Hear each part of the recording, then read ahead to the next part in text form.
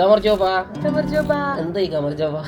Hello, നമ്മളിന്ന് ജോർജിയയിലുള്ള nursing university of ജോർജിയയിൽ പഠിക്കുന്ന സോനയായിട്ട് നഴ്സിംഗുമായിട്ട് ബന്ധപ്പെട്ട എല്ലാ കാര്യങ്ങളും നമുക്ക് ചോദിച്ചു നോക്കാം. ഇതേപോലെ ബാംഗ്ലൂരൊക്കെ അഡ്മിഷൻ എടുത്തിട്ടുണ്ടായിരുന്നു. പിന്നെ അതൊക്കെ കഴിഞ്ഞ് പോളണ്ട് നോക്കി, അവസാനം ജോർജിയ ആയിരുന്നു. എങ്ങനെ ഈ നഴ്സിംഗിലേക്ക് എത്തിയത്? നഴ്സിന് പുറമെ മനസ്സിലൊരു സ്നേഹം ഉണ്ടാവും അതായത് പേഷ്യൻസിനോടാണ്. ഞാൻ അതുകൊണ്ടാണ് നഴ്സിംഗ് എടുത്ത. ഈ ഡോക്ടേഴ്സ് പറഞ്ഞാൽ ജസ്റ്റ് MBBS ആയിരിക്കില്ലല്ലോ, MD കഴിഞ്ഞ പ്രൊഫസേഴ്സ് ആയിരിക്കും ഇവിടെ എടുത്തുണ്ടാവും. പക്ഷെ ഇവിടെ ഉള്ള ഞാൻ കണ്ടേക്കുന്ന ബെനിഫിറ്റ് എന്താ, ഈ 3000-നുള്ള റാങ്കിങ് പറഞ്ഞെങ്കിൽ റിസർച്ച് ഉറപ്പായിട്ട് അവിടെ ഉണ്ടായിരുന്നു. റിസർച്ച് ഇല്ലെങ്കിൽ ഒരിക്കലും വേൾഡ് റാങ്കിങ് കൂടില്ല. നഴ്സിംഗിന് അതിന്റേതായിട്ടുള്ള കഷ്ടപ്പാടൊക്കെ ഉണ്ട്. എനിക്ക് പുറത്തു പഠിക്കാൻ ആഗ്രഹം ഉണ്ടായിരുന്നു. എനിക്ക് രാത്രി ക്ലാസ് ഒക്കെ 7 മണി തൊട്ട് 9 മണി വരെയൊക്കെ class. Second year first semester മുതൽ 5 മണിക്കൂർ നമ്മൾ ഹോസ്പിറ്റലിലേക്ക് പോകും. നമുക്കിപ്പോ പാർട്ട് ടൈം ചെയ്യുന്ന കുട്ടികളുണ്ടാവും. ജസ്റ്റ് ജോർജിയൻ അറിയെങ്കിൽ, സൂപ്പറായിട്ട് ജോർജിയൻ അറിയെങ്കിൽ ഈ എന്തോരം പൈസ ഉണ്ടാക്കല്ലേ. ഏത് കുട്ടികളാണ് ശരിക്കും ജോർജിയയിൽ നഴ്സിംഗ് എടുക്കുന്നത്?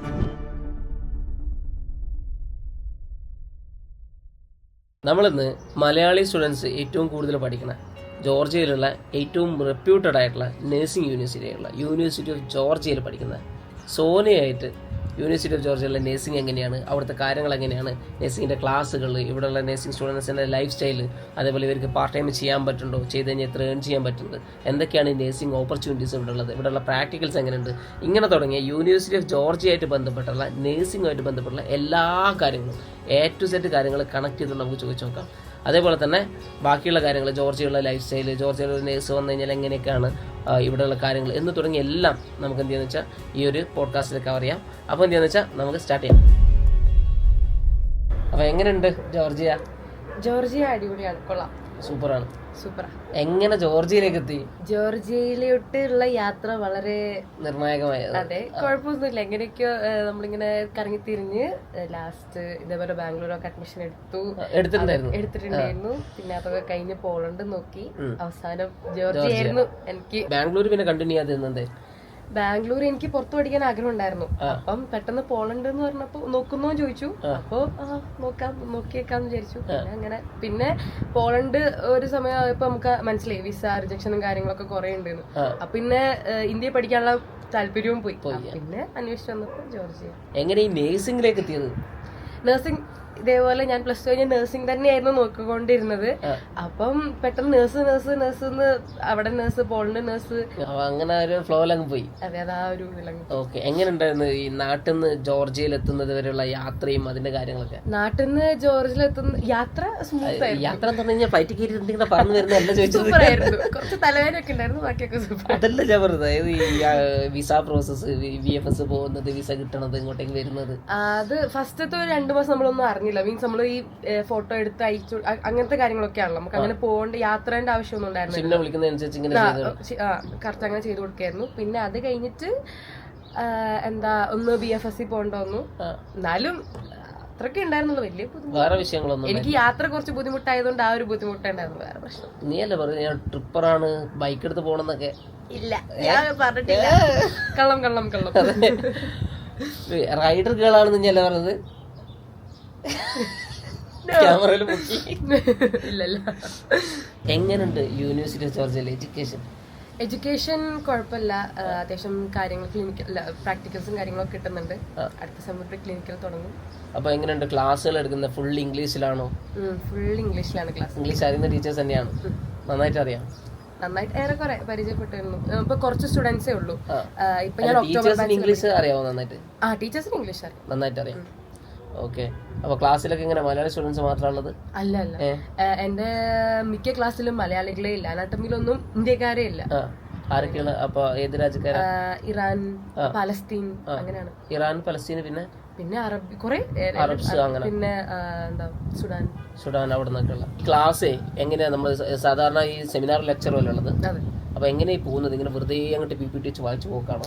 അങ്ങനെയൊന്നുമില്ല, ലെക്ചറിനൊക്കെ കറക്റ്റ് ആയിട്ട് അവർ പറഞ്ഞിരുന്നുണ്ട്. ഈവൻ മൈക്രോബയോളജി ഒക്കെ പക്കയായിട്ട് നമുക്ക് ഡോക്ടർ കൃത്യമായിട്ട് പറഞ്ഞിരുന്നുണ്ട്. ഡോക്ടറാണ് ക്ലാസ് എടുക്കണം. അപ്പോൾ അതായത് ഡൗട്ടുകൾ ചോദിക്കേണ്ട ആവശ്യം വരാറുണ്ടോ? ചോദിച്ചു കഴിഞ്ഞാൽ പറഞ്ഞു തരാറുണ്ടോ? ചോദിക്കേണ്ട ആവശ്യം വരാറുണ്ട്. ഞാൻ ചോദിക്കാറില്ല. അപ്പോഴേക്കും വേറെ ആൾക്കാർ ചോദിക്കും, നമുക്ക് സമയം കിട്ടും. നമ്മുടെ ഡൗട്ടുകൾ വേറെ ആൾ ചോദിക്കും? ഇല്ല, നമ്മളും ചോദിക്കാറുണ്ട്. അപ്പോൾ ലെക്ചർ ക്ലാസ് എങ്ങനെ വെറുതെ ഇങ്ങനെ PPT വെച്ച് പറഞ്ഞു പോക്കാണോ? ലെക്ചറോ? അല്ല, ലെക്ചറാണ് നമുക്ക് ക്ലാസ് എടുത്ത് തരുന്നത്. മറ്റേ നമുക്ക് ക്വസ്റ്റ്യൻസ് ചോദിക്കാം. എന്നാലും പോവാറുണ്ടോ? ഉണ്ട്. ലെക്ചർ നമ്മൾ അറ്റൻഡ് ചെയ്യണം, എന്നാലും മാർക്ക് കിട്ടുള്ളൂ, മനസ്സിലാവുള്ളൂ. ലെക്ചറിൽ കാര്യങ്ങളൊക്കെ ഫുള്ള് PPTന്റെ മുകളിൽ എക്സ്ട്രാ എക്സ്പ്ലെയിൻ ചെയ്തു തരും. PPT തന്നെ വലിയ PPT ആയിരിക്കും. ഞാൻ ഇപ്പൊ പറയുകയാണെങ്കിൽ മൈക്രോബയോളജി ഒക്കെ വലിയ PPT ആയിരിക്കും. അതുകൊണ്ട് നമുക്ക് സെമിനാറിന്റെ ഡോക്ടർ വന്നിട്ട് നമുക്ക് വേറൊരു PPT കൂടി സെൻഡ് ചെയ്ത് തരും. നിങ്ങൾ ഓറലിനൊക്കെ ഇത് പഠിച്ചാൽ മതി, റിട്ടേൺ രണ്ടും പഠിച്ചാൽ മതി, ലൈക്ക് ഈസി PPT കൂടി ഷെയർ ചെയ്യും. അപ്പം കുറെ നന്നായിട്ട് പഠിപ്പിക്കുന്നുണ്ട്. എങ്ങനെയുണ്ട് ഇപ്പം +2 ടോപ്പിക്കുകൾ വെച്ചിട്ട് ഫസ്റ്റ് ഇയർ നഴ്സിംഗിന്റെ ടോപ്പിക്കുകൾ എങ്ങനെ സെയിം ടോപ്പിക്കുകൾ റിപ്പീറ്റഡ് ആയിട്ട് വരുന്നുണ്ട്, അല്ലെങ്കിൽ എൻ്റർലി പുതിയ സാധനമാണ് പഠിക്കുന്നത്? അല്ല, സെയിം, ഏറെക്കുറെ സെയിം ആണ്. ഇപ്പൊ ഈ സോളജി ഒക്കെ പഠിച്ച ബയോളജിയിലൊക്കെ ഉള്ളത് തന്നെയാണ് ഏറെക്കുറെ, അനാട്ടമിയിലൊക്കെ ഓൾമോസ്റ്റ്. അപ്പോൾ അനാട്ടമി എങ്ങനെയാണ് നിങ്ങൾക്ക് പിന്നെ ഫുള്ളി പ്രാക്ടിക്കൽ ഉണ്ടോ അതോ തിയറി മാത്രമാണോ? ഫസ്റ്റ് സെമ്മില് തിയറി മാത്രമായിരുന്നു.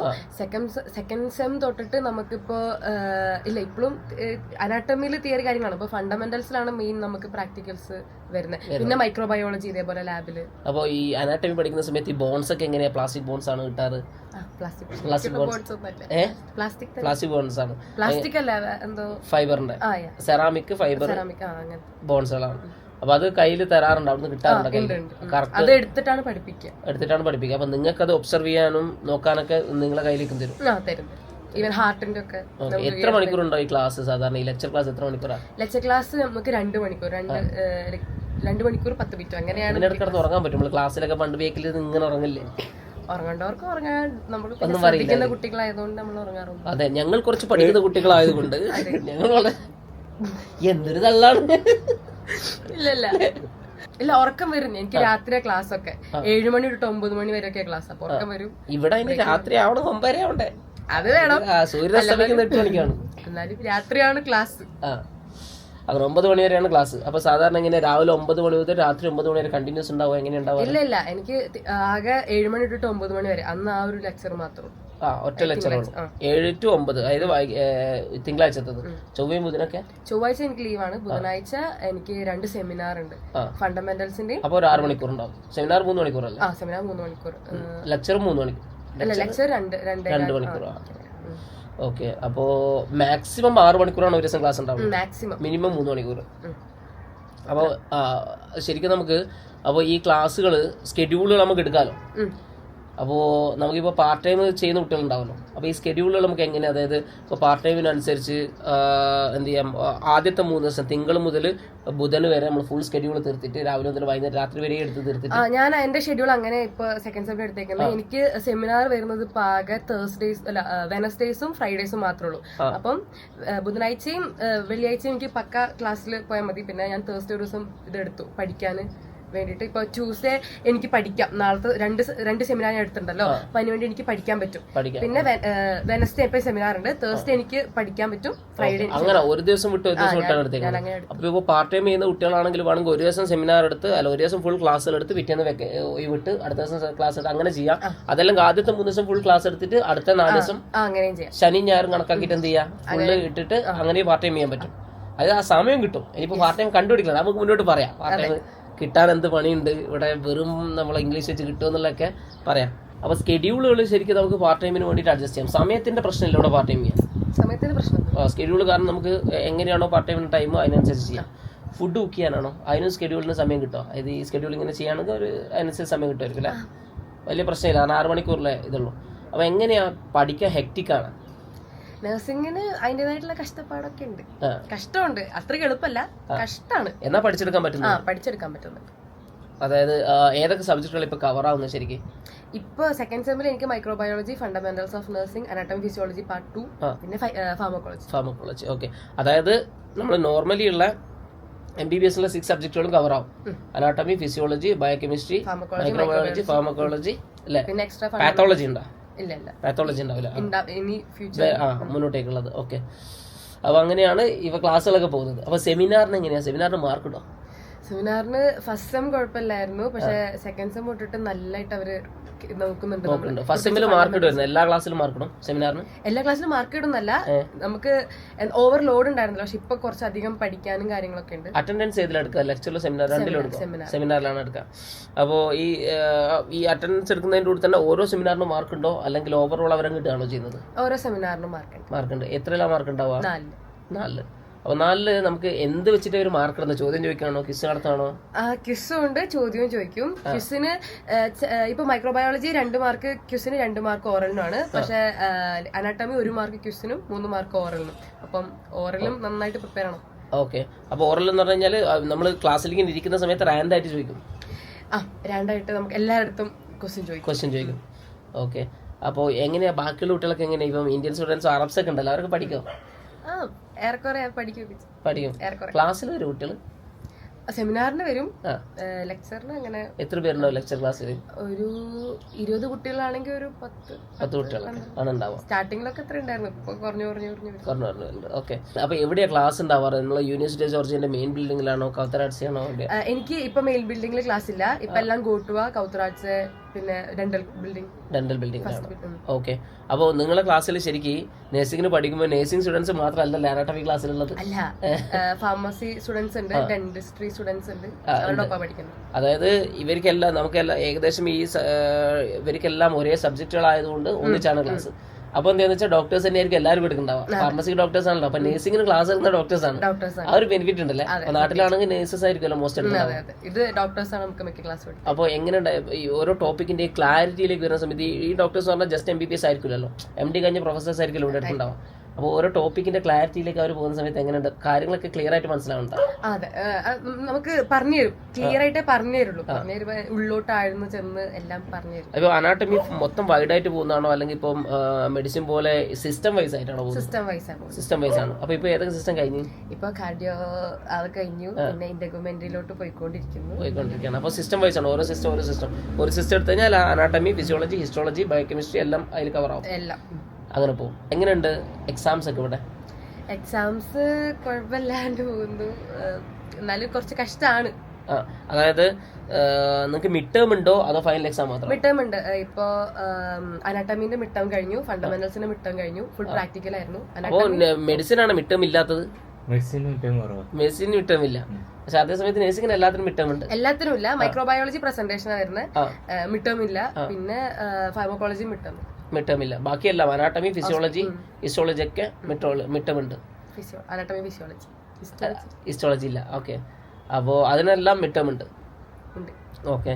അപ്പോൾ ഇതിൽ നമ്മൾ ശരിക്കും ക്ലിനിക്കൽസിന് വേണ്ടിയിട്ട് പോകുന്നത് ഹോസ്പിറ്റലിലേക്ക് പോകുന്നുണ്ടോ, അല്ലെങ്കിൽ നമ്മൾ ക്ലിനിക്കൽ സ്കിൽസ് ലാബിലാണോ? ഇപ്പൊ എനിക്ക് പ്രാക്ടിക്കലാണ്, ക്ലിനിക്കൽ ഹോസ്പിറ്റലിലോട്ട് പോകുന്നുണ്ട്. 5 മണിക്കൂർ ഞാൻ അന്വേഷിച്ചത്. അപ്പം സെക്കൻഡ് ഇയർ ഫസ്റ്റ് സെമസ്റ്റർ മുതൽ 5 മണിക്കൂർ നമ്മൾ ഹോസ്പിറ്റലിലേക്ക് പോകണം.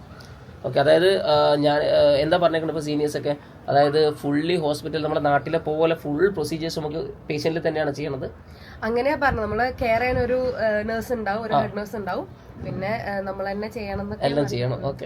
അപ്പൊ ഇപ്പൊ എന്തൊക്കെയാ കറന്റ് ഇപ്പൊ ക്ലിനിക്കൽ സ്കിൽസിലേക്ക് എന്തൊക്കെയാണ് കിട്ടി? ഇപ്പൊ ഫസ്റ്റ് ഇയറിൽ ഫസ്റ്റ് സെമിസ്റ്റർ ഇപ്പൊ പ്രാക്ടിക്കലിൽ നമുക്ക് എന്താ ഇപ്പൊ ഇഞ്ചക്ഷൻ ഇതായിരുന്നു, നഴ്സിംഗ് പ്രൊസീജിയേഴ്സ് ഒക്കെ പഠിപ്പിച്ചത്. അതായത് ഇഞ്ചക്ഷൻ എന്ന് പറയുമ്പോൾ നമ്മൾ പാഡില് ഇഞ്ചക്ഷൻ ചെയ്ത് പഠിക്കുക, പിന്നെ സ്യൂച്ചറിംഗ് ഒക്കെ ഉണ്ടാവും, അതുണ്ട് അതിനി വരുന്നത്. പിന്നെ വേറെ എന്തൊക്കെ ഇപ്പൊ കഴിഞ്ഞത് ബെഡ് മേക്കിംഗ് കഴിഞ്ഞു, പിന്നെ വൂണ്ട് ക്ലീനിങ്, വൂണ്ട് മാനേജ്മെന്റ് അത് കഴിഞ്ഞു. വൂണ്ട് മാനേജ്മെന്റ് എന്തിലാ ചെയ്തേ? ഡമ്മിയിലാണ്. എങ്ങനെ ഉണ്ടായിരുന്നു ചെയ്യുന്ന സമയത്ത്? കുഴപ്പമില്ലായിരുന്നു. ഇപ്പൊ എന്താ തോന്നി, ഇപ്പൊ നമുക്കിപ്പോ റോഷന്റെ കൈക്ക് ഒരു വെട്ട് കൊടുത്തു കഴിഞ്ഞാൽ ഒന്ന് വൂണ്ട് മാനേജ് ചെയ്യാൻ പറ്റും? കുഴപ്പമില്ല. നമുക്ക് എന്തിനാ റോഷനെ പിടിക്കണം? കുഴപ്പമില്ല. വേറെ എന്തൊക്കെയാ കാര്യങ്ങൾ ചെയ്തേക്കുന്നത്? വേറെ നമ്മള് ഈ വേറെ കത്തീഡ്രലൈസേഷൻ ഒക്കെ കഴിഞ്ഞ? കാസ്റ്റിംഗ്, സ്പ്ലിന്റിങ് അതൊക്കെ ഇനി വരുന്നതേ ഉള്ളൂ. ഫസ്റ്റ് സെക്കൻഡ് സെമസ്റ്റർ സ്റ്റാർട്ട് ചെയ്തിട്ടുള്ളൂ. ഏകദേശം എപ്പോ എക്സാം? ഇനി അടുത്ത മാസം ലാസ്റ്റ്. ഇപ്പൊ മിഡ് ടേം ഒന്ന് കഴിഞ്ഞാ? എത്ര മിഡ് ടേം ഉണ്ട് ഒരു സെമസ്റ്ററിൽ? ഒരു മിഡ് ടേം ആണ്. അപ്പൊ ഇനിയിപ്പോ സെമസ്റ്റർ എക്സാം വരുന്നത്.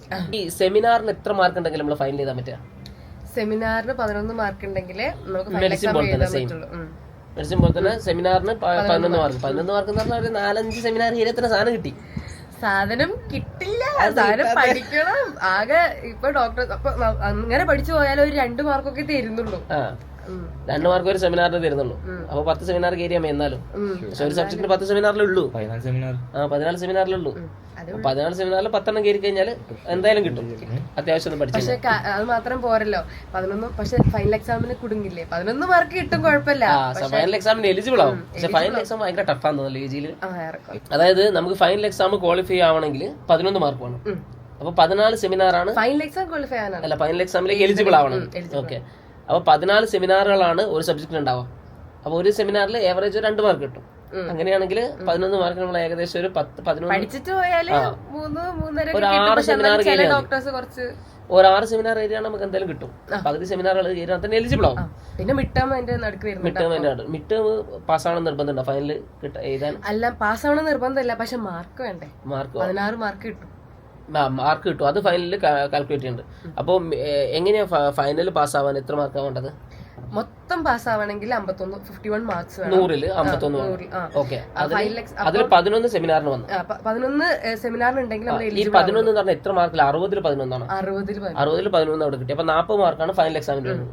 ഈ 40-ൽ 21 കിട്ടിയാലാണ് നമ്മൾ എന്ത് പാസ്? ഫൈനൽ എക്സാം പാസ്സാവുള്ളൂ. ഫൈനൽ എക്സാം പാസ്സാവും. പക്ഷേ ഇത് രണ്ടും കൂട്ടിയിട്ട് 51 കിട്ടണം. അതായത് നമ്മള് പിന്നെ 40 മാർക്കിൽ 21 കിട്ടിക്കഴിഞ്ഞാൽ ഫൈനൽ ക്വാളിഫൈ ആയി. 11 കിട്ടിക്കഴിഞ്ഞാൽ നമ്മൾ ഫൈനൽ എലിജിബിൾ ആയി. അപ്പോൾ 32 മാർക്ക് കിട്ടുകയാണെങ്കിൽ നമ്മൾ എന്താ വെച്ചാൽ രണ്ടും ശരിക്കും പാസ്സാവും. പക്ഷെ നമ്മൾ സെമസ്റ്റർ പാസ്സാവണമെങ്കിൽ ബാക്കി 32ന്റെ മുകളിലുള്ള ബാക്കി എന്താണെന്ന് വെച്ചാൽ 51 മാർക്ക് ഇത് രണ്ടിലുമായിട്ട് കിട്ടണം. ഒന്നെങ്കിൽ സെമിനാർ കിട്ടണം, അല്ലെങ്കിൽ ഫൈനൽ കിട്ടണം. അപ്പൊ നമ്മൾ സെമിനാർ ഇങ്ങനെ പഠിച്ചു അതെ, സെമിനാർ കൂടുതൽ പഠിച്ചു കഴിഞ്ഞാൽ ഫൈനലിൽ കുറഞ്ഞാലും കുഴപ്പമില്ല. ഫൈനലിൽ നന്നായിട്ട് പഠിക്കണം, സെമിനാർ കുറഞ്ഞാലും കുഴപ്പമില്ല. ഫൈനലിൽ നമുക്ക് വിശ്വസിക്കാൻ പറ്റില്ല, സെമിനാറിൽ ഒരു കൺട്രോൾ ഉള്ളൂ എന്ന് പറയുന്നത്. അതെ, അപ്പൊ ഇങ്ങനെയാണ് മാർക്കിംഗ് സിസ്റ്റം വരുന്നത്. അപ്പൊ ഇൻ കേസ് സെമിനാറിന് 11 കിട്ടിയില്ല, എന്ത് ചെയ്യും?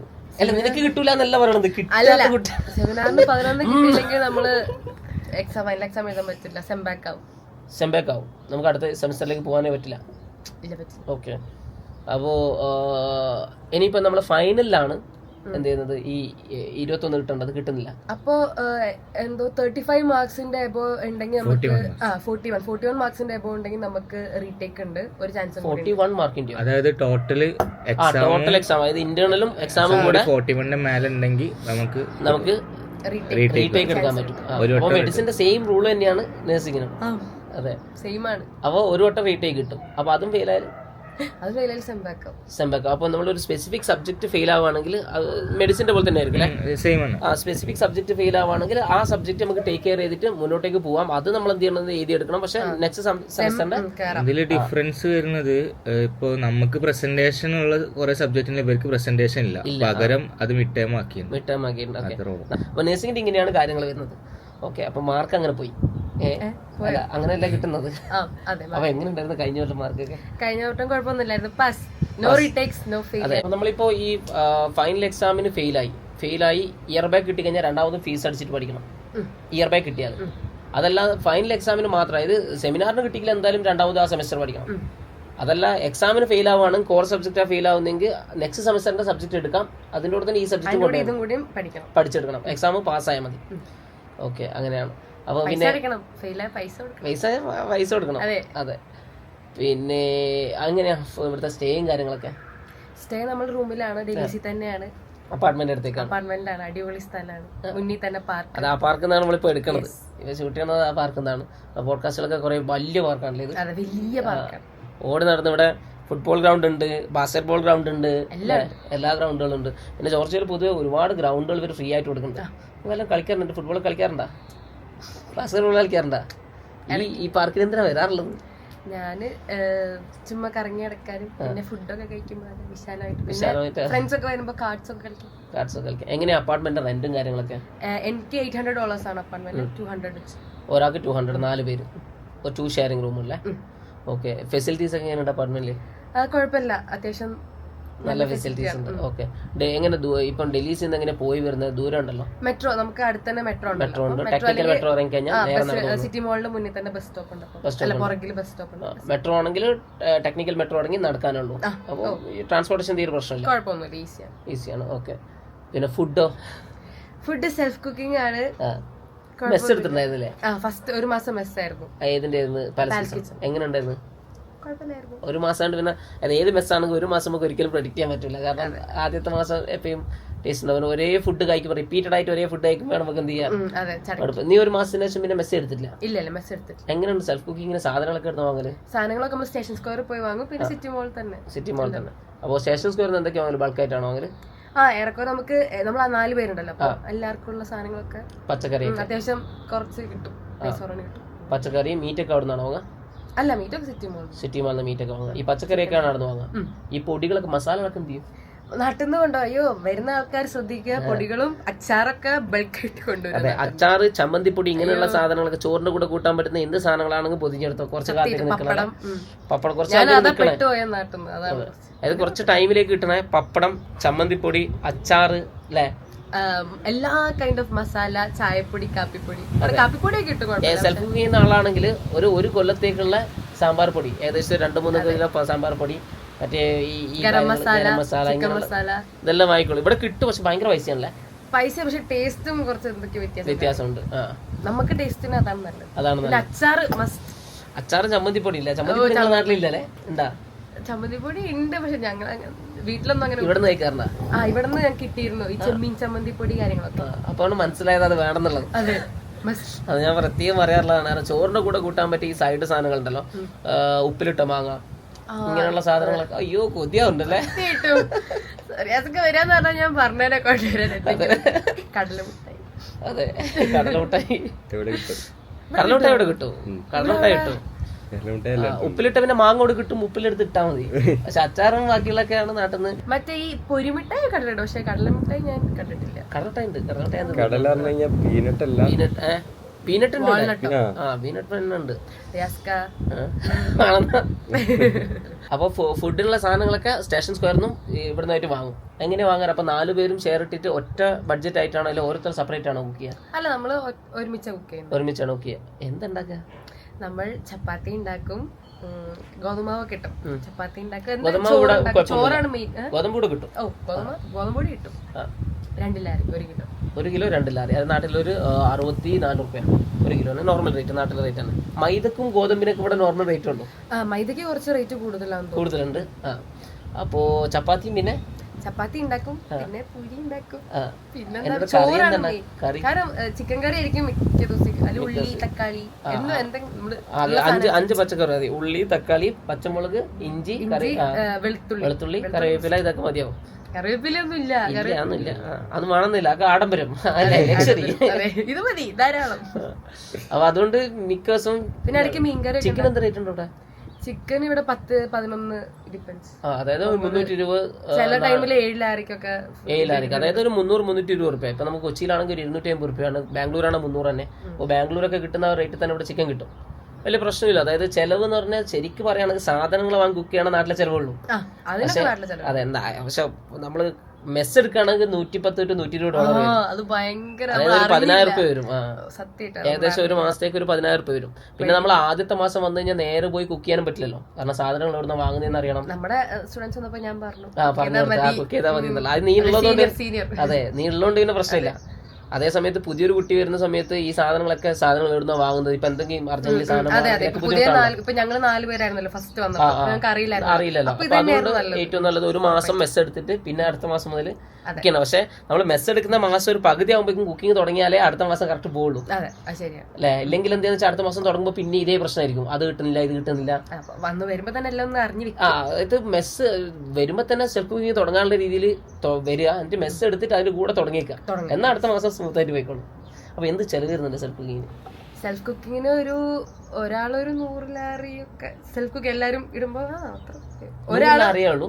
മീൻസ് അങ്ങനെയല്ല, ഇപ്പൊ എന്താ അത് നമുക്ക് വീക്കിലി നമ്മളെല്ലാം കാൽക്കുലേറ്റ് ചെയ്ത് അങ്ങനെയാണ്. ഇപ്പൊ ഒരു മാസത്തെ കണക്ക് പറഞ്ഞാൽ ഇപ്പൊ എന്താ പറയാ, ഒരാൾക്ക് ഒരു 150 ലാരി, ഇപ്പൊ പുറത്തുനിന്ന് ഫുഡ് എല്ലാം കൂട്ടിയിട്ട് ഒരു 150 ലാരി ഒരു മന്ത്. അതെ, അതായത് 150 ലാരി എന്ന് പറഞ്ഞു കഴിഞ്ഞാല് ഏകദേശം ഒരാൾക്ക് 150. നീ സെൽഫ് കുക്ക് ഇല്ലല്ലോ.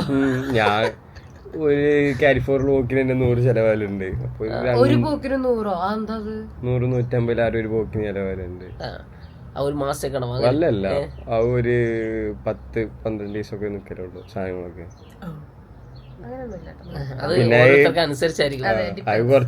ഇപ്പൊ നമ്മള് 4 പേരിടാണെങ്കിൽ 400 ലാരിയോളം ഉണ്ടാവും. അത്രേ ഉണ്ടാവുള്ളൂ. 400, അതായത് ഒരാൾക്ക് ഏകദേശം ഒരു 5,000-6,000 രൂപ ഇന്ത്യൻ റുപ്പീസിൽ ഫുഡിനുണ്ടാവും. പിന്നെ എന്റെ ചെലവിലിട്ടോ. അതെ, നീ ചിക്കനൊക്കെ അല്ലേ കഴിക്കല്, പിന്നെന്താ. അതെ, നമ്മള് വരുന്ന സമയത്ത് നല്ല തടിച്ചിട്ടായിരുന്നു. ഇപ്പൊ എന്താന്ന് വെച്ച് കഴിഞ്ഞാല് ഇവിടുത്തെ ക്ലൈമറ്റ് ഇടക്കിടക്ക് പനിയാണ്. ഇമ്മ്യൂണിറ്റി പവർ ഇല്ല, കുറവാണ്. എക്സസൈസ് ചെയ്യണം. അതെ, ഇവിടെ നല്ല പാർക്ക് ഉണ്ട്, അതെ എക്സസൈസ് ചെയ്യാനൊക്കെ. അതെ, അപ്പൊ അങ്ങനെയാണ്. പിന്നെ ഫുഡിന്റെയും അക്കോമഡേഷന്റെയും കാര്യങ്ങൾ, ട്രാൻസ്പോർട്ടേഷൻ പിന്നെ ഫുള്ള് മെട്രോ ആണ്. Metro card metro bus. അപ്പോൾ വന്ന അവിടെ തന്നെ നമ്മൾ ബാങ്ക് ഓഫ് ജോർജിയന്റെ കാർഡ് എടുക്കും. അത് പിറ്റേന്ന് തന്നെ എടുത്തു തന്നിട്ടില്ലേ? പിറ്റേന്ന് തന്നെ. അപ്പോൾ ആ കാർഡ് വെച്ചിട്ടാണ് നമ്മൾ ടാപ്പ് ചെയ്യണം. ഒരു ടാപ്പിന് 7 രൂപ, അതായത് 20 ടെട്രി. അപ്പോൾ 1 മണിക്കൂറിനേക്ക് അത് വാലിഡ് ആയിരിക്കും. നമ്മൾ ബസ്സിൽ മാറി കയറ്റാൻ പ്രശ്നമില്ല. അപ്പോൾ അതായത് യൂണിവേഴ്സിറ്റിയിലേക്ക് എത്തുന്നവരെ 7 രൂപ, തിരിച്ച് 7 രൂപ, 14 രൂപയാണ് ഒരു ദിവസം ചിലവ് വരും. യൂണിവേഴ്സിറ്റി കത്തിയിലേക്ക് നമുക്ക് കുഴപ്പമില്ല, അത്യാവശ്യം കുഴപ്പമില്ലാത്ത ഫുഡ്. പിന്നെ നിങ്ങൾ ക്ലിനിക്കൽസ് നടക്കുന്ന ഏത് ബ്ലോക്കിലാണ്? ഈ പുതിയ ന്യൂ ബ്ലോക്കിലാണോ അല്ലെങ്കിൽ കൗത്തറാഡ്സിയാണോ? കൗത്തറാഡ്സ് ആണ് ഇപ്പൊ ഫണ്ടമെന്റൽസിന്റെ ക്ലിനിക് എല്ലാം നമുക്ക് ചെയ്യും. ആ വലിയ ലാബിലാണ് പുതിയ. നമുക്ക് അവിടെ പോയിട്ട് പ്രാക്ടീസ് ചെയ്യാം. നമുക്ക് പറഞ്ഞിട്ടോ ഏത് ടൈമാണ്? 6 മണി വരെ. സാറ്റർഡേ ലീവാണ്. അതിനിടയ്ക്ക് ഏത് സമയത്ത് വേണമെങ്കിലും പോയിട്ട് നമുക്ക് പ്രാക്ടീസ് ചെയ്യാം. അവിടെ തന്നെ വീഡിയോസും കാര്യങ്ങളൊക്കെ മുന്നിൽ തന്നെ ഉണ്ടാവും. ഡെമ്മീസ് ഉണ്ടാവും. അത് ശരിക്കും പഠിക്കേണ്ട കുട്ടികൾക്ക് നല്ലതായിട്ട് പഠിക്കാനുള്ള ഓപ്ഷൻ ഉണ്ട് അല്ലേ? അതായത് നമുക്ക് സാധാരണ കുട്ടികളാരും ക്ലാസിന്റെ ക്ലിനിക്കൽസ് കഴിഞ്ഞാൽ പിന്നെ അങ്ങോട്ട് പോകലുണ്ടാവില്ല. നമുക്ക് മിഡ്ടേമൊക്കെ വരുന്നതിന്റെ ഒന്ന് പ്രാക്ടീസ് ചെയ്യാൻ പറ്റും. ശരിക്കും നമുക്ക് ഈ സ്വിച്ചറിങ് അല്ലെങ്കിൽ കത്തീഡ്രൈസേഷൻ ഇതുപോലെ നേഴ്സിംഗ് പ്രൊസീജിയേഴ്സ് ഒക്കെ പക്കയായിട്ട് അവിടെ പോയിട്ട് ഇത്ര സമയം വേണമെങ്കിൽ പ്രാക്ടീസ് ചെയ്ത് പഠിക്കലേ. അവിടെ എല്ലാം ഉണ്ട്. അതായത് പിന്നെ ജോർജിയയിൽ എന്താ വെച്ചാൽ നന്നായിട്ട് പ്രൊസീജിയർ അറിയെങ്കിൽ ഡോക്ടേഴ്സിനോട് പറഞ്ഞാൽ അവർ അസിസ്റ്റൻസിൽ കൂട്ടുകയും ചെയ്യും അല്ലേ? നമ്മളിപ്പം പഠിപ്പിക്കുന്ന ഡോക്ടേഴ്സിനോട് പറയുകയാണ് എനിക്ക് കൂടുതൽ പഠിക്കണം, ഞാൻ ഈ സാധനങ്ങളൊക്കെ ഇങ്ങനെയൊക്കെ ചെയ്യുന്നതെന്ന് പറഞ്ഞു കഴിഞ്ഞാൽ ഒരു ഡോക്ടർ അവിടെ തന്നെ ഇരിപ്പുണ്ടാവും. ഡോക്ടറാണോ എനിക്കറിയില്ല, അവിടെ ഇരിപ്പുണ്ടാവും, നമുക്ക് പറഞ്ഞുതരും. അതെ. അപ്പം ഇൻ കേസ് ക്ലാസ് എടുക്കുന്ന ഡോക്ടേഴ്സിനോട് തന്നെ എനിക്ക് കൂടുതൽ ഇല്ലെങ്കിൽ അസിസ്റ്റ് ചെയ്താൽ കൊള്ളാമെന്നുണ്ടെന്ന് പറഞ്ഞാൽ അവർ കൂട്ടുകയും ചെയ്യും ഹോസ്പിറ്റലിലേക്ക്. അപ്പോൾ ഇത് ജോർജിയയിൽ ക്ലിനിക്കൽസ് ശരിക്ക് ഞാൻ പറഞ്ഞ പോലെ തന്നെ മുന്നേ പറഞ്ഞ പോലെയാണ്. വേണമെന്ന് വിചാരിക്കുന്ന ആൾക്കാർക്ക് ഒരുപാടുണ്ട്, മതി എന്ന് വിചാരിക്കുന്ന ആൾക്കാർക്ക് ആ യൂണിവേഴ്സിൽ നിന്ന് കിട്ടുന്നതേ ഉള്ളൂ. അതാണ് അതിന്റെ റിയാലിറ്റി ഉള്ളത്. അതായത് വേണമെന്ന് വിചാരിക്കുകയാണെങ്കിൽ നമ്മൾ കൂടുതൽ പോയിട്ട് പ്രാക്ടിക്കൽസും കാര്യങ്ങളും വേണമെന്നുണ്ടെങ്കിൽ നമുക്ക് ഉറപ്പായിട്ടും ഇതാക്കാം. പിന്നെ ഭാഷ എങ്ങനെയുണ്ട് ജോർജിയൻ ഭാഷ അറിയണം നമുക്ക് നഴ്സിംഗ് പഠിക്കണമെങ്കിൽ? ജോർജിയൻ ലാംഗ്വേജ് അറിയേണ്ട ആവശ്യം ഇംഗ്ലീഷ്. പക്ഷെ പുറത്ത് സാധനങ്ങളൊക്കെ വാങ്ങാൻ പോകുമ്പോഴോ? അത് നമുക്ക് അവിടത്തെ രാംദേനി അറിഞ്ഞാൽ മതി.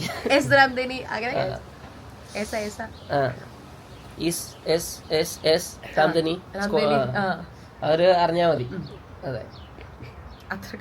അപ്പൊ ആ ഒരു സാധനം വെച്ചിട്ട് നമുക്ക് മൊത്തം സാധനം പോകും. ഈ രാംധനി എന്ന് പറഞ്ഞാൽ എത്രയാണെന്നാണ്, എസ് എന്ന് പറഞ്ഞാൽ ഇത് എത്രയാണ്, ഇത് എത്രയാണ്, ഇത് എത്രയാണെന്ന് ചോദിച്ചത്.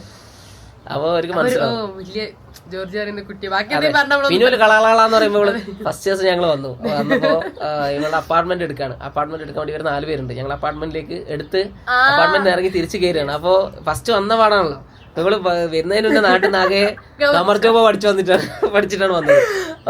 ലിഫ്റ്റിൽ കയറുന്ന ഒരു വയസ്സായുള്ള ഒരു ജോർജിയൻ ഒരമ്മ. അപ്പൊ ഇവള് അമ്മേനെ കണ്ടവിടെ തന്നെ കമർ ജോബ് വന്നു. അപ്പൊ ഒരു തിരിച്ചിട്ട് കാർഗീന്ന് പറഞ്ഞ കൂടെ തുടങ്ങി.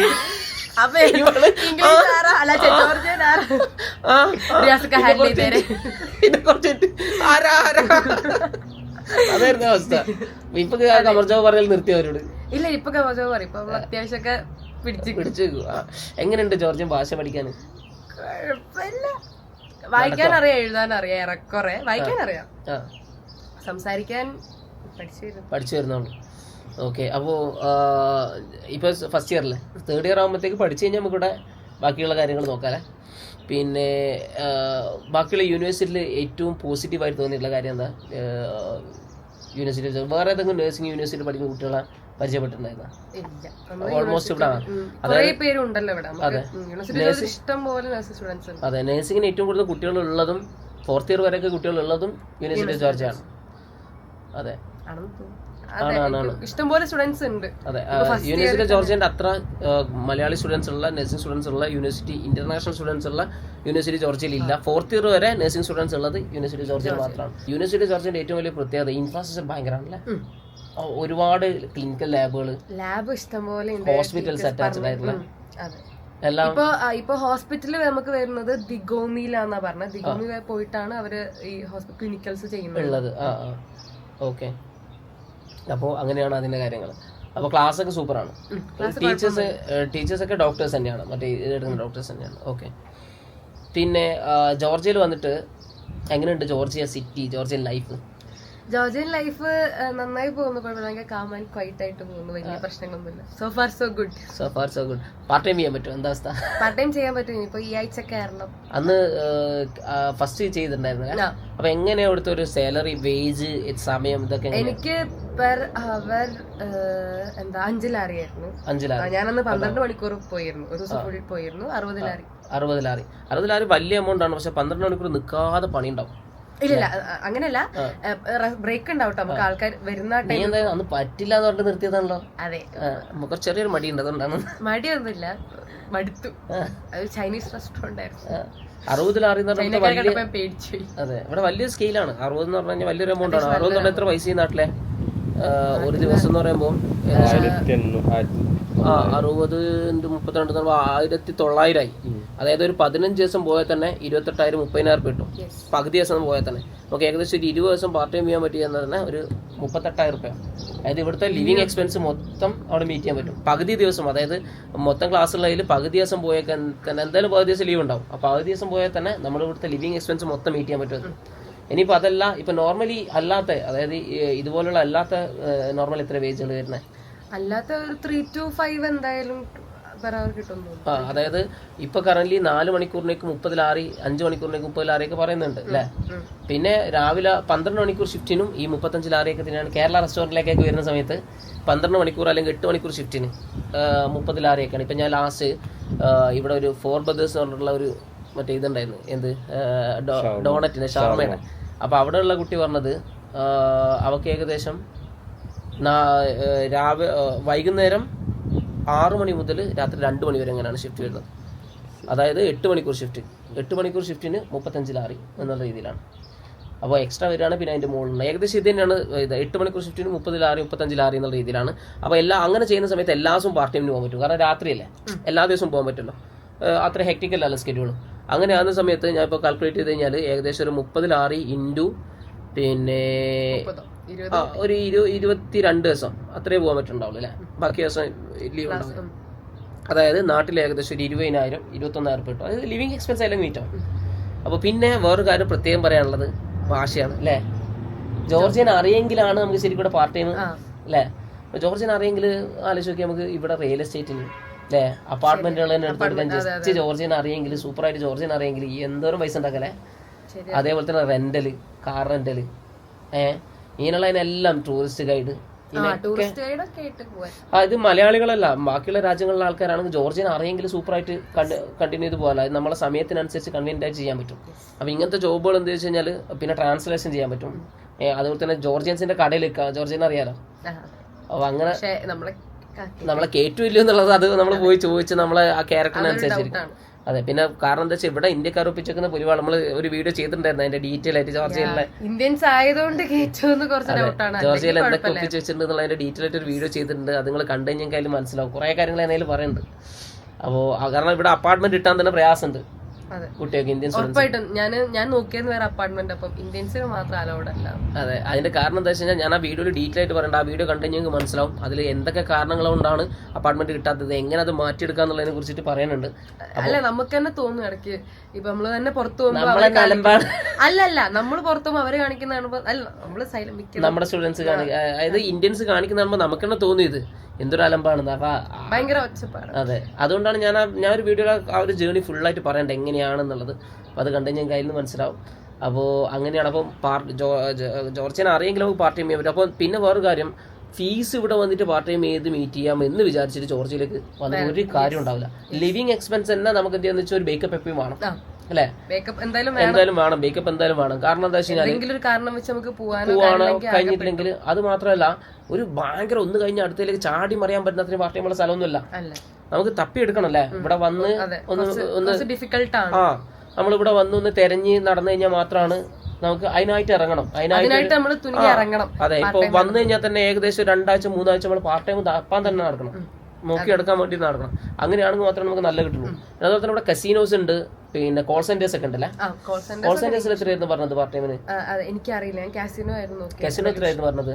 അത് പെർ മന്ത് എനിക്ക് ഓർമ്മയില്ല. കസിനോയില് 15 ദിവസം പോയി കഴിഞ്ഞു കഴിഞ്ഞാല് 800 ലാറി. എത്ര മണിക്കൂറാ? 8 അവർ ഒരു ദിവസം. അപ്പൊ 800 ലാറി എന്ന് പറയുമ്പോ ഷഫ്ലേഴ്സിനൊക്കെ 600-500 അല്ല, ഷഫ്ലേഴ്സിന്റെ കാര്യമാണ് ഞാൻ പറഞ്ഞത്. ഞാൻ പോയായിരുന്നല്ലോ ഒരു മാസം, ഒരാഴ്ച ഇതിന് പോയത്. എനിക്ക് 500 എത്രയാണ് പറഞ്ഞിട്ടുണ്ടായിരുന്നത്. അതായത് അങ്ങനെയാണെങ്കിലും 500 സംതിങ് കിട്ടുകയാണെങ്കിൽ നമുക്ക് ലിവിങ് എക്സ്പെൻസ് മീറ്റ് ആവും. കാരണം 15 പകുതി ദിവസമല്ലേ പോകുന്നുള്ളൂ. ലിവിങ് എക്സ്പെൻസ് ആയാലും മീറ്റ് ആയി പോകും. ബാക്കിയുള്ള കാര്യങ്ങൾ നമ്മൾ നോക്കിയാൽ മതിയാവും. അപ്പോൾ ഇത് കാര്യം ഇതാണ്. അപ്പോൾ ഭയങ്കര അവൈലബിൾ ആയിട്ടുള്ള, അപ്പോൾ ഭയങ്കര പാർട്ട് ടൈം ഒന്നും ഇവിടെ അവൈലബിൾ അല്ല. എന്നാലോ നമ്മൾ 2 ആഴ്ച പാർട്ട് ടൈം സെർച്ച് ചെയ്ത് കഴിഞ്ഞാൽ എന്തായാലും കിട്ടാനുള്ള സാധനം ഉണ്ട്. 2 ആഴ്ച നമ്മൾ അതിനായിട്ട് ഇറങ്ങി പാർട്ട് ടൈം ഇതിനാണ്. പിന്നെ 8 മണിക്കൂറൊക്കെ നല്ല പണി ഉണ്ടാവും. വളരെ ഈസി ആയിട്ട് ഇരുന്നിട്ട് കാലും വെച്ച് ഇരിക്കാനൊന്നും പറ്റൂല. 8 മണിക്കൂർ നല്ല പണി തന്നെ ഉണ്ടാവും. അപ്പോൾ നമുക്ക് പഠിപ്പ് പണി അങ്ങനെ കൊണ്ടുപോകാനേ പറ്റുള്ളൂ. അല്ലാണ്ട് ജോർജിയ എന്ന് പറഞ്ഞാൽ ഭയങ്കര അവൈലബിൾ ആയിട്ടുള്ള സ്ഥലമാണല്ലേ. ടീ ഷോപ്പ്, പിന്നെ അതുപോലെ ഒരുപാട് മലയാളികൾ ഉള്ളതുകൊണ്ട് നാട്ടിനേക്കാൾ വൈബാണ് ശരിക്കും ജോർജിയ. ഭയങ്കര വൈബാണ് ജോർജിയ. അപ്പൊ ഈ വൈബിലേക്ക് പോകാനുള്ള സമയം ഉണ്ടാവില്ല. അതുണ്ടാവില്ല പാർട്ട് ടൈം പോയി കഴിഞ്ഞാൽ. പാർട്ട് ടൈം പോയി കഴിഞ്ഞാൽ പാർട്ട് ടൈം വീട് എന്നുള്ള രീതിയിൽ ഇങ്ങനെ പോകാന്നുള്ളേ ഉള്ളൂ. ലീവിനൊക്കെ 1-2 ദിവസം കിട്ടുന്നതാണ് കാര്യം ചെയ്യാൻ പറ്റും. ഭയങ്കര അവൈലബിൾ ആണ്. ഇത് ഇവിടെ രാത്രിയൊക്കെ ഫുൾ ആക്റ്റീവ് ആണ്. രാത്രിയാണെങ്കിലും എല്ലായിടക്കും ഒരുപാട് കേരള ടീ ഷോപ്പുകളുണ്ട്, അതേപോലെ തന്നെ ഇന്ത്യൻ ടീ ഷോപ്പുകളുണ്ട്, പിന്നെ അതേപോലെ തന്നെ ഇന്ത്യൻ റെസ്റ്റോറന്റുകളുണ്ട് അല്ലെ. ആ ചായക്കടകളിലൊക്കെയാണ് ഒരുപാട് കുട്ടികൾ വന്നിട്ട് എല്ലാവരും കൂടെ ഹാങ് ചെയ്യുന്ന ഒരു സ്ഥലമാണ്. വന്നിരിക്കുക, സംസാരിക്കുക, ബാക്കിയുള്ള കുട്ടികളെ മീറ്റ് ചെയ്യുക. ഡിഫറെന്റ് നമുക്ക് പല സ്ഥലത്തുള്ള പിന്നെ കേരളത്തിൽ അങ്ങോളിങ്ങോളുള്ള, ഇന്ത്യയിൽ അങ്ങോളിങ്ങോളുള്ള ഫ്രണ്ട്സ് ഉണ്ടാവും. അപ്പോൾ എല്ലാവരും ഭയങ്കര ഫ്രണ്ട്ലി ആയിരിക്കും. കാരണം എന്താ വെച്ച് കഴിഞ്ഞാൽ അല്ലേ, പഠിക്കാൻ വരുന്നതുകൊണ്ട് തന്നെ എല്ലാവരും ഭയങ്കര ഫ്രണ്ട്ലി ആയിരിക്കും. പിന്നെ ബാക്കിയുള്ള ഒരുപാട് പ്രോഗ്രാംസുകളും വേറെ ഇവിടെ നടക്കുന്നുണ്ട്, കൺസെർട്ടുള്ളത് ഇതൊക്കെ വേറെ നടക്കുന്നുണ്ട്. അപ്പോൾ ഇതിനൊന്നും സമയം ഉണ്ടാവില്ല. അപ്പോൾ ഇതാണ് ലൈഫ് ഇവിടുത്തെ അല്ലേ. എന്തൊക്കെ എൻജോയ് ചെയ്യാൻ പറ്റിയിട്ടുണ്ട് ഇതിൽ. എൻജോയ്മെന്റ് അല്ലേ, പഠിക്കാണ് മെയിൻ. അതെ. അപ്പോൾ പാർട്ട് ടൈം ചെയ്യുന്ന ആൾക്കാർക്ക് ഇതാണ് കാര്യം. പാർട്ട് ടൈം ഇവിടെ ഉണ്ട്. പിന്നെ അതേപോലെ തന്നെ നമുക്ക് ഡെലിവറിക്ക് പോലെ ലൈസൻസ് വേണം, ഇന്ത്യൻ ലൈസൻസ് വേണം. അത് ട്രാൻസ്ലേറ്റ് ചെയ്യണം. അതേപോലെ തന്നെ നാട്ടിൽ നിന്ന് വരുന്ന പിന്നെ ഈ പരിവാർ കയറിയിട്ട് ഇന്റർനാഷണൽ ലൈസൻസിലേക്ക് മാറ്റണം. അതായത് ഇന്റർനാഷണൽ ഡ്രൈവിംഗ് പെർമിറ്റ് IDP എടുക്കണം. ഈ പരിവാഹനിൽ കയറിയിട്ട് നമ്മൾ IDP അപ്ലൈ ചെയ്ത് IDP എടുത്തിട്ട് വേണം വരാൻ. നിന്റെ അല്ലേ പ്രാവശ്യം കൊണ്ടുവന്നേ? അല്ല, അലൻ്റെ IDP. അപ്പോൾ ഈ പരിവാഹനിൽ കയറുക, IDP എടുക്കുക, IDP ഇവിടെ കൊണ്ടുവന്ന് ട്രാൻസ്ലേറ്റ് ചെയ്ത് നോട്ടറൈസ് വെക്കണം. 25 ലാരിയാണ് ട്രാൻസ്ലേറ്റ് ചെയ്ത് നോട്ടറേറ്റ് ചെയ്യാൻ. 1000-ന്റെ ആ ഒരു പൈസയുള്ളൂ ട്രാൻസ്ലേറ്റ് ചെയ്ത് നോട്ടറൈസ് ചെയ്ത് വെക്കാൻ. അപ്പൊ അതുണ്ടെങ്കിൽ നമുക്ക് ഇവിടെ വണ്ടി ഓടിക്കാം, വേറെ വിഷയങ്ങളൊന്നുമില്ല. എന്താന്ന് വെച്ചാൽ അത് വെച്ച് നമുക്ക് വണ്ടി ഓടിക്കാം. പക്ഷെ ടാക്സി ഓടിക്കാൻ പറ്റില്ല. അത് ഒരു ഇത് വന്നതാണ്. അതെന്താണെന്ന് വെച്ചാൽ കുറെ ആൾക്കാരെ ഡീപ്പോർട്ട് ചെയ്യുന്നുണ്ടായിരുന്നു. ഇവിടെ ഒരുപാട് റെഫ്യൂജീസ് ഉണ്ടായിരുന്നു. ഈ ആൾക്കാരൊക്കെ ഡീപ്പോർട്ട് ചെയ്യാൻ തുടങ്ങിയ സമയത്ത് അവരെന്ത് ചെയ്യുന്നത് വെച്ച് കഴിഞ്ഞാൽ ഈ ഫേക്ക് ഇന്റർനാഷണൽ ലൈസൻസ് സബ്മിറ്റ് ചെയ്ത് ഒരുപാട് ആൾക്കാരുണ്ടായിരുന്നു. ആ കാരണം കൊണ്ട് നേരത്തെ എല്ലാവരും പിടിച്ചിട്ടുണ്ടായിരുന്നു. പക്ഷെ അത് ഇപ്പോഴും നോർമലായിട്ട് വന്നു. ഈ ഒരു IDP അതേപോലെ തന്നെ ട്രാൻസ്ലേഷൻ ഉണ്ടെങ്കിൽ നമുക്ക് ഓടിക്കാൻ പറ്റും, പ്രശ്നമൊന്നുമില്ല. അതാണ് ഇവിടുത്തെ റൂളില്ലേ, ലീഗലി അതാണ്. അതുകൊണ്ട് പിന്നെ പ്രശ്നമില്ല. അപ്പോ പിന്നെ ടാക്സി ഒന്നും ഓടിക്കാൻ പറ്റില്ല. ടാക്സി ഒന്നും നമുക്ക് ഓടിക്കാൻ പറ്റില്ല. ഓടാൻ കഴിയും. പോകുന്നുണ്ടായിരുന്നു. അപ്പൊ ഞാൻ പൊതുവെ ആരാ ഉള്ളത് അങ്ങനെ പോകുന്നേ? കൂട്ടുകാരുണ്ട്. അപ്പൊ അങ്ങനെ പോകുന്ന കുട്ടികൾ, ഞാൻ അങ്ങനെ പോകുന്ന കുട്ടികളെ കണ്ടിട്ടില്ല കേട്ടോ. ഞാൻ പൊതുവെ പറയാത്തത് കൊണ്ടും. പിന്നെ ഗ്ലോബ് ഒക്കെ പോകുന്ന നമ്മുടെ കുട്ടികളുണ്ട്. നമ്മുടെ കുട്ടികൾ അധികം ഇപ്പൊ ഡെറിലൊക്കെ പോകുന്നതാണ്. ഡെറിൽ ഞാൻ പരിചയപ്പെടുത്താം. ഞാൻ ഡെറിൽ നിന്ന് വിളിച്ച് അവന്റെ പേര് ഇപ്പൊ എനിക്ക് ഡെറിലാണ്. എല്ലാ വീടുകളിലും ഡെറിലാണ് അല്ലേ. അപ്പോൾ അവരൊക്കെ ഗൗരി അതേപോലെ തന്നെ യാൻഡെക്സ് പോകുന്നതാണ്. എല്ലാവരും യാൻഡെക്സ് ഡെലിവറി ചെയ്യുന്ന കുറേ കുട്ടികളുണ്ട്. അപ്പോൾ അത് പറ്റും. അവരൊക്കെ ഇവിടെ വണ്ടി എടുത്തിട്ട് ചെയ്യണം. അപ്പോൾ ഗൗരി പറഞ്ഞേക്കുന്നത് അവള് ചെയ്യുന്നത് എന്താ വെച്ച് കഴിഞ്ഞാൽ 300 ലാറി ഒരു ആഴ്ചത്തേക്ക് കണക്കാക്കിയിട്ട് പോകും. അത് കിട്ടിക്കഴിഞ്ഞാൽ പിന്നെ പോകില്ല എന്നാണ്. അത് നല്ല അവള് പറഞ്ഞത് ഏറ്റവും കൺവീനിയന്റ് ആണ് ഇത് എന്നുള്ളതാണ്. അപ്പോൾ ആ ഒരു പാർട്ട് ടൈം കൂടെ ഉണ്ട്. അപ്പോൾ 300 ലാറി എന്ന് പറഞ്ഞാൽ എത്ര പൈസ ചെയ്യും? 300 എന്ന് പറയുമ്പോൾ 900 രൂപ ഒരാഴ്ച. അതായത് ഒരു മാസത്തേക്ക് ഏകദേശം 38,000 രൂപ. 300 ലാറി എന്ന് പറഞ്ഞാൽ അവള് പറഞ്ഞത് ഒരു ദിവസം ഓടിക്കഴിഞ്ഞാൽ 100 ലാറി കിട്ടുന്നതാണ്. അങ്ങനെയാണ് ഒരു 3 ദിവസം ഓടിയാൽ മതി. അപ്പോൾ അത് വെച്ചിട്ടാണ് അവൾ ചെയ്യണത്. ഏകദേശം ഒരു ദിവസം 100 ലാറി കിട്ടാന്ന് പറഞ്ഞു കഴിഞ്ഞാൽ 10-12 മണിക്കൂർ ഓടണം. അത് വേറെ കാര്യം. 12 മണിക്കൂർ നിർത്താതെ ഓടിക്കഴിഞ്ഞാലാണ് ഈ ഒരു 100 ലാറി കിട്ടുക. പക്ഷെ ആ ഒരു 3 ദിവസം ഓടുള്ളൂ. ബാക്കിയുള്ള ദിവസം ക്ലാസ് പോകാനും ഇതിനൊക്കെ പറ്റും. അപ്പോൾ ഞാൻ ഈ പറഞ്ഞ പോലെ തന്നെ ഡിസ്ട്രാക്ഷൻസ് ബാക്കിയുള്ളതിനൊന്നും പോകാൻ പറ്റില്ല. പക്ഷേ ഈ സാധനം കാര്യങ്ങൾ പോലെ നടന്നു പോകും. കുറച്ച് പണി. പിന്നെ ഗ്ലോബോ അതുപോലെ തന്നെ വോൾട്ടിന്റെ അക്കൗണ്ട് കിട്ടാൻ കുറച്ച് പണിയുണ്ട്. അപ്പോൾ റെന്റ് ചെയ്യണല്ലേ പലരും. ഇപ്പം അത് മുന്നേ എടുത്ത ആൾക്കാർക്ക് അക്കൗണ്ട് കിട്ടിയിരുന്നു. അപ്പോൾ ആ അക്കൗണ്ടുള്ള ആൾക്കാർ 25 ലാറിക്കൊക്കെ മാസം എന്ത് ചെയ്യും? 1000 രൂപയ്ക്കൊക്കെ മാസം അത് റെന്റ് കൊടുക്കും. അത് വാങ്ങിയിട്ട് എന്ത് വെച്ച് ഇവരോടാണ് ചെയ്യുക. അതിലൂടെയാണ് അങ്ങനെ അവൈലബിൾ ആയിട്ടുണ്ട്. കുട്ടികളുടെ ഒക്കെ ഉണ്ട്, അവൈലബിൾ ആയിട്ടുണ്ട് ഗ്ലോബോ വോൾട്ടൊക്കെ.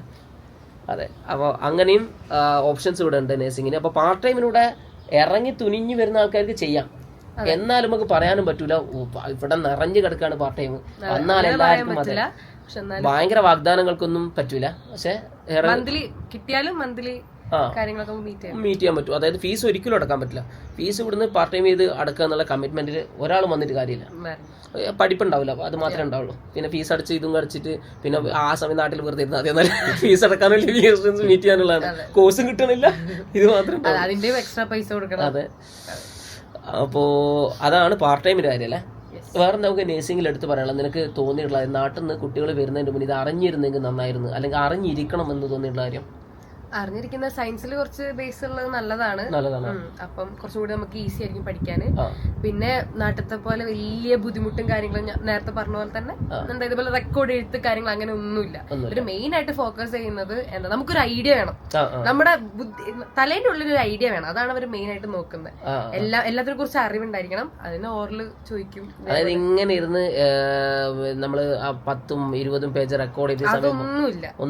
അതുകൊണ്ട് നമുക്ക് ഇഷ്ടംപോലെ ടൈം കിട്ടും, സമയം കിട്ടും. പഠിക്കാനാണ് പാർട്ട് ടൈം ഇല്ലാണ്ട് പഠിക്കാനാണെങ്കിൽ ഇഷ്ടംപോലെ സമയം കിട്ടും. ഒന്നാമത്തെ കാര്യം എന്ന് വെച്ച് കഴിഞ്ഞാല് ഈ ജോർജിയൻസും ഇതുപോലെ തന്നെ ഇതേ ക്ലാസ്സിൽ പഠിക്കണതല്ലേ.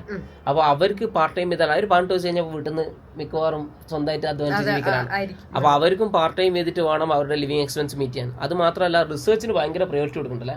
ഇപ്പൊ ജോർജിയയിലുള്ള യൂണിവേഴ്സിറ്റി ഓഫ് ജോർജിയന്റെ റാങ്കിങ് ഒക്കെ ഞങ്ങൾക്ക് കാണാൻ പറ്റും. വെബോമെട്രിക്സിൽ 3000-ന്റെ ഉള്ളിലാണ്. ഈ 3000-ന്റെ ഉള്ള റാങ്കിങ് പറഞ്ഞെങ്കിൽ റിസർച്ച് ഉറപ്പായിട്ട് അവിടെ ഉണ്ടായിരുന്നു. റിസർച്ച് ഇല്ലെങ്കിൽ ഒരിക്കലും വേൾഡ് റാങ്കിങ് കൂടില്ല. അപ്പോൾ നമ്മുടെ നാട്ടിലെ പല യൂണിവേഴ്സിറ്റികളുടെയും കാര്യം ഇതാണ്. എന്തുകൊണ്ടാണ് വേൾഡ് റാങ്കിങ് ഇല്ലാത്തതെന്ന് വെച്ചാൽ റിസർച്ച് കുറവായതുകൊണ്ടാണ്. അപ്പോൾ എഡ്യൂക്കേഷൻ്റെ മോശമൊന്നുമല്ല, സൂപ്പർ എഡ്യൂക്കേഷനിൽ ഇന്ത്യയിൽ അടിപൊളി എഡ്യൂക്കേഷനല്ലേ. ഇപ്പോൾ കമ്പ്യൂട്ടർ ആണെങ്കിൽ ശരി, മെഡിസിൻ ആണെങ്കിൽ ശരി, നഴ്സിംഗ് ആണെങ്കിൽ ശരി, എല്ലാം സൂപ്പറാണ് ഇന്ത്യൻ ഗവൺമെൻറ് കോളേജുണ്ട്. പക്ഷേ റിസർച്ചിൻ്റെ കുറവ് വരുമ്പോഴാണ് ഈ യൂണിവേഴ്സിറ്റിയുടെ റാങ്കിങ്ങിൽ മുകളിലേക്ക് പോകുന്നത്. അപ്പോൾ അങ്ങനെയാണ്. വേറെ എന്തെങ്കിലും കാര്യങ്ങൾ കുട്ടികൾ വരുന്നതിൻ്റെ മുന്നേ അറിഞ്ഞിരിക്കണം എന്ന് എനിക്ക് തോന്നിയിട്ടില്ല. അറിഞ്ഞിരിക്കണം എന്ന് വേറെ പ്രത്യേകിച്ച് ഒന്നുമില്ല. നമുക്ക് ഇംഗ്ലീഷിലൊരു ബേസിക്. പിന്നെ ഏത് കുട്ടികളാണ് ശരിക്കും നമുക്ക് കേരളത്തിൽ നഴ്സിംഗ് എടുക്കാമല്ലോ. അപ്പോൾ ഏത് കുട്ടികളാണ് ശരിക്കും ജോർജിയയിൽ നഴ്സിംഗ് എടുക്കുന്നത്? ഇപ്പൊ കേരളത്തിൽ ഗവൺമെന്റ് ഇട്ടാണ് നമ്മൾ പിന്നെ ഒന്നും നോക്കണ്ട, ഗവൺമെന്റ് എടുക്കാം. അതാരും വേറെ ചിന്തിക്കേണ്ട കാര്യമില്ല. മാനേജ്മെന്റ് കിട്ടുകയാണെങ്കിൽ നാട്ടിലെടുക്കാം. പക്ഷെ ഇവിടെയുള്ള ഞാൻ കണ്ടേക്കുന്ന ബെനിഫിറ്റ് എന്താ വെച്ചാൽ യൂറോപ്പിലേക്ക് മൈഗ്രേറ്റ് ചെയ്യാൻ കുട്ടികൾ, അതായത് എല്ലാവരും യൂറോപ്പ് എന്ന് പറഞ്ഞ് നടക്കുന്ന ആൾക്കാരല്ലേ. അതെ, ക്ലാസ്സിലെ കുട്ടികൾ എല്ലാവരും അങ്ങനെ തന്നെ പറയുന്നത്. അങ്ങനെ ചിന്തയില്ല. കാരണം 20,000 രൂപയ്ക്ക് ഇന്ത്യ പോയിട്ട് വർക്ക് ചെയ്ത് എന്താവാനാണ് എന്നുള്ളതാണ് ഞാൻ പൊതുവെ സംസാരിച്ച എല്ലാ കുട്ടികളും. മോശമാണെന്നല്ല പറയുന്നത്. നമ്മുടെ നാട്ടിലെ സാലറി വേജ് അതാണ്, കാരണം ചിലവത്രല്ലേ ഉള്ളൂ നമുക്ക്. പക്ഷെ ഇപ്പോൾ യൂറോപ്പിലേക്ക് പോകാന്നുള്ളതാണ് എല്ലാവരുടെയും ഒരു ആഗ്രഹം. സെറ്റിൽ ആവാം. മലയാളി നേഴ്സിന് ഭയങ്കര ഡിമാൻഡുമാണ്. കാരണം വെച്ചാൽ നമുക്ക് എപ്പോഴും ഒരു എമ്പതി ഉണ്ട്, ഒരു കെയർ ഉണ്ട്, ആൾക്കാരുടെ ഒരു സഹാനുഭൂതി ഉണ്ട്. അതാണ് മലയാളി നഴ്സുമാർ എന്ത് ചെയ്യുന്നത്. നഴ്സിന് പുറമെ മനസ്സിലൊരു ഒരു സ്നേഹം ഉണ്ടാവും. അതായത് പേഷ്യൻസിനോടാണ്. അതെ. അപ്പോൾ ഈ കാരണം കൊണ്ട് തന്നെ യൂറോപ്പിലേക്ക് നമ്മൾ ഭയങ്കര അട്രാക്റ്റ് ആവും. അപ്പോൾ ഇവിടെ വരുന്ന കുട്ടികളാണെങ്കിൽ ഇവരെല്ലാവരും അങ്ങോട്ടേക്ക് പോകുന്നുണ്ട്. ഈ എക്സാം പ്രിപ്പറേഷനും ബാക്കിയുള്ളൊക്കെ അവർ ചിന്തിച്ച് അതിന് ചെയ്ത് പ്രിപ്പയർ ചെയ്ത് തുടങ്ങുന്നുണ്ട്. നാട്ടിലാണെങ്കിൽ നേഴ്സിംഗ് കഴിഞ്ഞ് 2 കൊല്ലം എക്സ്പീരിയൻസ് കഴിഞ്ഞിട്ട് നമ്മൾ ചിന്തിക്കുന്നു. അപ്പോൾ ഇതാകുമ്പോൾ പഠിച്ചു തുടങ്ങുന്നതിലൂടെ സെക്കൻഡ് ഇയർ ഒക്കെ ആയിക്കഴിഞ്ഞാൽ തന്നെ മൈൻഡ് മാറി. ഞാൻ അങ്ങനെ പറഞ്ഞു. ഇപ്പൊ 3rd ഇയർ ഒക്കെ ആകുമ്പോഴത്തേക്കും നമ്മൾ പോകാൻ, നമുക്ക് ഇഷ്ടമുള്ള കൺട്രീസിലോട്ട് നമ്മൾ പോകാൻ ഒരു കൺട്രി പ്രൊസീജിയർ സ്റ്റാർട്ട് ചെയ്യും. ഇങ്ങനെ പഠിച്ചു വരിക, എക്സാം എഴുതുക, ക്ലിയർ ചെയ്യുക. ആ ഒരു മൈൻഡ് സെറ്റിലേക്ക്, അതായത് ആ മൈൻഡ് സെറ്റ് ഡിഫറൻസ് ആണ്. കാരണം എന്താ വെച്ചാൽ ഇവിടെ കംപ്ലീറ്റ്ലി ഒരു ഇന്റർനാഷണൽ എക്സ്പോഷർ ഉണ്ട്. ഈ എക്സ്പോഷർ ഉള്ളത് കൊണ്ട് തന്നെ നമ്മുടെ മൈൻഡ് സെറ്റ് കംപ്ലീറ്റ് മാറി അങ്ങോട്ടേക്ക് പോവാം, അതിന് പ്രിപ്പയർ ചെയ്യാം എന്നുള്ള രീതിയിലേക്കാണ്. നമ്മുടെ ചുറ്റുമുള്ള ആൾക്കാരൊക്കെ അങ്ങനെ ചിന്തിക്കുന്ന ആൾക്കാരാണ്. നമ്മുടെ ടീച്ചേഴ്സ് അതേപോലെ തന്നെ USMLE കഴിഞ്ഞ് അതേപോലെ തന്നെ ഈ അടുത്ത സ്ഥലങ്ങളിലേക്ക് മൈഗ്രേറ്റ് ചെയ്യുന്ന ടീച്ചേഴ്സാണ്. ഇൻഫ്രാസ്ട്രക്ചർ ഒക്കെ അങ്ങനെയാണ്. കൂടെ പഠിക്കുന്ന കുട്ടികളൊക്കെ പല ഇറാനിലും ഇറാഖിലൊക്കെ ഉള്ളതാണ്. അവരെന്ന് പല മാറുന്നുണ്ട്. നാട്ടിലത്തെ പോലെ അല്ലേ. അപ്പോൾ ഇതിലേക്ക് മാറണം എന്നുള്ള കുട്ടിക്ക് മാത്രം നമ്മൾ ജോർജിയ ഓപ്റ്റ് ചെയ്യുന്നുള്ളൂ. അതല്ലാണ്ട് നാട്ടിൽ ഗവൺമെന്റ് ഇട്ടാണ് 25,000 രൂപയ്ക്ക് നാട്ടിൽ പഠിക്കാമല്ലോ. ഗവൺമെന്റ് ഇട്ടാണ്, അതാ നല്ലത്. പിന്നെ ഇപ്പൊ കൊമേഴ്സ് എടുത്ത സ്റ്റുഡൻസിന് നമുക്ക് എന്താ ഇപ്പൊ ലൈഫ് സെറ്റിൽ ആവണമെങ്കിൽ എന്തായാലും മെഡിസിൻ ആ ഒരു ഇത് തന്നെ വേണം. അപ്പൊ എന്താ ഇപ്പൊ കൊമേഴ്സ് എടുത്ത സ്റ്റുഡൻസിന് പെട്ടെന്ന് നഴ്സിംഗ് പഠിക്കണം എന്നുണ്ടെങ്കിൽ നമുക്ക് കൊമേഴ്സ് പഠിച്ച കുട്ടികൾക്കും നമുക്ക് ജോർജിയയിൽ വന്ന് പഠിക്കാം. ഇന്ത്യയിലേക്ക് തിരിച്ചു പോകാൻ പറ്റില്ല. ഞാൻ നഴ്സിംഗിന്റെ ഒരു ഡീറ്റെയിൽഡ് വീഡിയോ ചെയ്തിട്ടുണ്ട്. അതിൽ ഇന്ത്യയിലേക്ക് പോകുന്ന പ്രൊസീജിയർ ഒക്കെ ഞാൻ അതിൽ പറഞ്ഞിട്ടുണ്ട്. അത് നിങ്ങൾക്ക് കണ്ടു കഴിഞ്ഞാൽ മനസ്സിലാവും. അപ്പോൾ അതിൽ നമുക്ക് ഇന്ത്യയിലേക്ക് പോകാൻ പറ്റില്ലെങ്കിൽ യൂറോപ്പിലേക്ക് സെറ്റിൽ ആവാം. വേറെ എന്തെങ്കിലും നാട്ടിൽ വരുന്ന കുട്ടികൾ അറിഞ്ഞിരിക്കണം എന്നുള്ളതുണ്ടോ? നാട്ടിൽ നിന്ന് വരുന്ന കുട്ടികള് ഇവിടെ വരുന്ന അത്രയ്ക്ക് ടഫ് ഒന്നുമില്ല. നമുക്ക് എഴുതിയെടുക്കാവുന്നതേ ഉള്ളൂ. ടെൻഷനും കാര്യങ്ങളൊന്നും. ഇപ്പൊ ഫീസ് കമ്പയർ ചെയ്യുമ്പോൾ ശരിക്കും ജോർജിയ ഇപ്പം നാട്ടില് ഒരു നോർമൽ കോളേജിൽ നഴ്സിംഗ് പഠിക്കാൻ 10 ലക്ഷം രൂപ ഫീസ് ആവും. 10-12 ലക്ഷം രൂപ ഫീസും ഹോസ്റ്റലും മാത്രം. അതിന് എക്സ്പെൻസ് തന്നെ ജോർജിയയിൽ വരുന്നുള്ളൂ.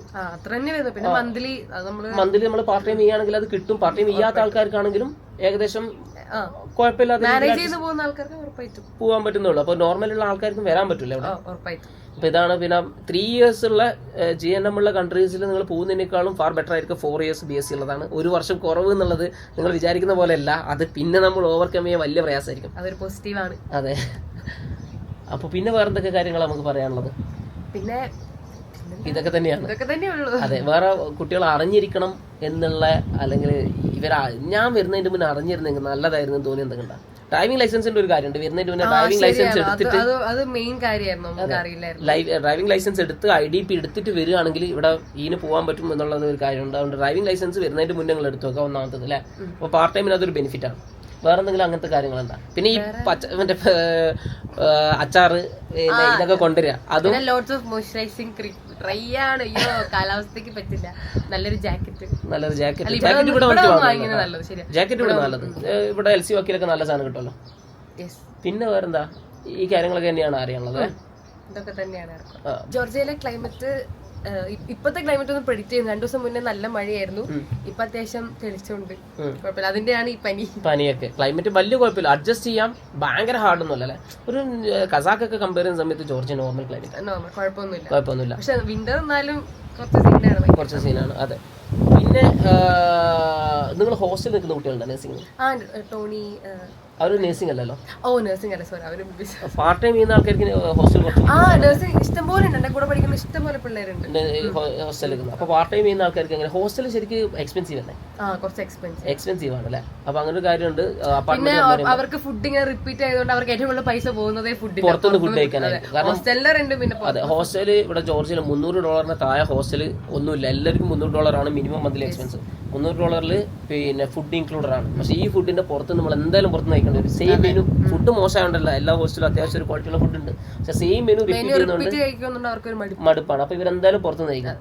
അപ്പൊ ഈ $300 എന്തായാലും നിങ്ങൾക്ക് $300 ഏകദേശം എല്ലാം കൂടെ കവർ ചെയ്താലും 300 താഴെ വരുള്ളൂ. അപ്പൊ ഇവർക്ക് അതല്ലാതെ അത് തന്നെ 300 വരും, പ്ലസ് എക്സ്ട്രാ എന്ത് വരും, പുറത്തുള്ള ചെലവുകളും ബാക്കിയുള്ളൊക്കെ വരും. അപ്പൊ നിങ്ങളെല്ലാം കവർ ചെയ്താൽ തന്നെ 300 വരും. അപ്പോൾ നേഴ്സിംഗിന്റെ കുട്ടിയൊക്കെ എനിക്ക് തോന്നുന്നത് നേഴ്സിംഗിന്റെ അല്ല, അപ്പാർട്ട്മെന്റ് തന്നെ ആയിരിക്കും കുറച്ചുകൂടെ ബെറ്റർ ആയിരിക്കും, നല്ലത്. സൗകര്യത്തിനും കാര്യങ്ങളൊക്കെ. അപ്പോൾ ഇത്രയും കാര്യങ്ങളാണ് നമുക്ക് ജോർജിയയിലെ നേഴ്സിംഗിനെ കുറിച്ച് പറയാനുള്ളത്. അപ്പോൾ നമ്മൾ ഓൾമോസ്റ്റ് ഒരുപാട് കാര്യങ്ങളല്ലേ കുട്ടികൾ അറിഞ്ഞിരിക്കേണ്ട ഓൾമോസ്റ്റ് എല്ലാ കാര്യങ്ങളും ഡിസ്കസ് ചെയ്തിട്ടുണ്ട്.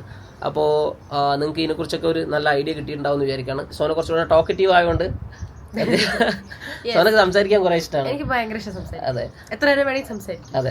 സോനയായിട്ട് കോൾ കണക്ട് ചെയ്യുന്നത്, സോനയുടെ ലിങ്ക് ഞാൻ താഴെ കൊടുക്കുന്നുണ്ട്, അതിൽ കോൾ കണക്ട് ചെയ്യാൻ പറ്റും. അപ്പോൾ യൂണിവേഴ്സിറ്റി ഓഫ് ജോർജിയയിലെ നേഴ്സിംഗിനെ കുറിച്ചുള്ള എല്ലാ കാര്യങ്ങളും നമ്മൾ ഈ വീഡിയോയിൽ ഡിസ്കസ് ചെയ്തിട്ടുണ്ട്. അപ്പോൾ എല്ലാവരും ഡീറ്റെയിൽ ആയിട്ട് മനസ്സിലാക്കിയതിന് ശേഷം മാത്രം അഡ്മിഷൻ എടുക്കാം. ഇനി വരാൻ ആർക്കെങ്കിലും താല്പര്യം ഉണ്ടെങ്കിൽ ഞങ്ങളൊക്കെ ഇവിടെ ഉണ്ട്, പേടിക്കണ്ട, ഹെൽപ്പ് ചെയ്യുന്നതായിരിക്കും. അപ്പോൾ എല്ലാവർക്കും best of luck. Thank you. Welcome. Okay okay, thank you. Okay okay, എന്താ ഇതാണോ ഇങ്ങനെ? Okay okay, thank you.